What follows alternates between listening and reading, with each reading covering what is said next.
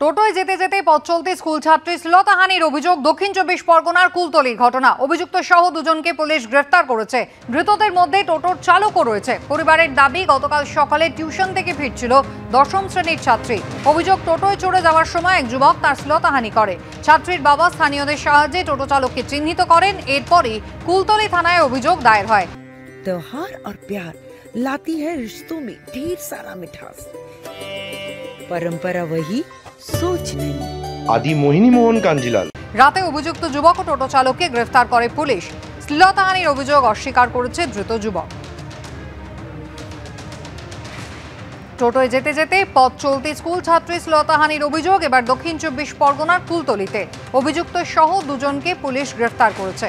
ধৃতদের মধ্যে টোটোর চালকও রয়েছেন। পরিবারের দাবি, গতকাল সকালে টিউশন থেকে ফিরছিল দশম শ্রেণীর ছাত্রী এবং তখন এই ঘটনা ঘটে, এমনটাই অভিযোগ। হিন্দল দিয়ে আমাদের প্রতিনিধি রয়েছেন টেলিফোন লাইনে। হিন্দল, পরিবারের পক্ষ থেকে কি অভিযোগ করা হচ্ছে? পরিবারের তরফ থেকে যে অভিযোগ করা হয়েছে যে একজন যুবক এবং সাথে টোটো চালক, এরা দুজন মিলেই কিন্তু এই শ্লীলতাহানির ঘটনা ঘটায়। গতকাল যখন টিউশন থেকে ফিরছিল সেই দশম শ্রেণীর ছাত্রী, সেই সময় যে এক যুবক তার শ্লীলতাহানি করে এবং তার সঙ্গে কিন্তু সঙ্গত করে সেই টোটো চালক।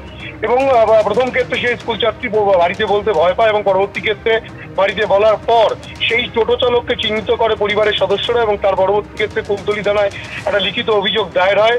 এবং তারই পরিপ্রেক্ষিতে কুলতলি থানার পুলিশ তৎক্ষণাৎ কিন্তু সেই টোটো চালককে প্রথমে আটক করে এবং পরবর্তী ক্ষেত্রে গ্রেফতার করে। এবং তার পাশাপাশি যে যুবকের বিরুদ্ধে অভিযোগ, সেই যুবককেও কিন্তু পুলিশ গ্রেফতার করেছে, তেমনটাই পুলিশ সূত্রে খবর।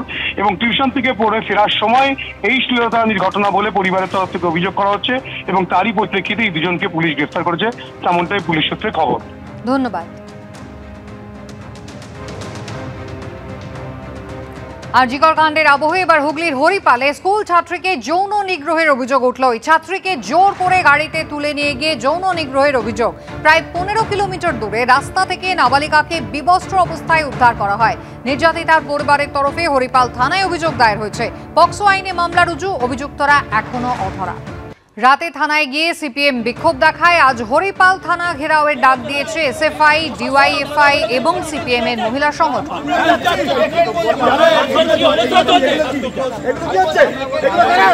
এই ঘটনার সাথে যারা যুক্ত তাদের শাস্তি দিতে হবে।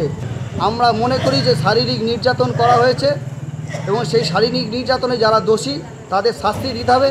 এবং নসিবপুরের মেয়ে কিভাবে হরিপালে এলো, কি কায়দায় নিয়ে আসা হলো, একটা গভীর রকমের আমাদের অনেক রকমের প্রশ্ন। আমরা মনে করি প্রশাসনকে এর বিরুদ্ধে কঠোর ব্যবস্থা করতে হবে এবং গোটা রাজ্য জুড়ে যা হচ্ছে তার অংশ হিসাবে হরিপালেও আমরা লক্ষ্য করে দেখলাম এই ঘটনা ঘটল। এবং ইতিমধ্যেই আমরা হরিপাল হসপিটালে এসেছিলাম। সেই ছাত্রীটি হরিপাল হসপিটালে তার প্রাথমিক চিকিৎসা হয়েছে এবং প্রশাসনের পক্ষ থেকে তড়িঘড়ি এখান থেকে তার মাকেও তুলে নিয়ে চলে যাওয়া হলো। আমরা এর বিচার চাই এবং এর জন্য আগামীকাল আমরা রাস্তায় যেভাবে করার এর প্রতিবাদ করব।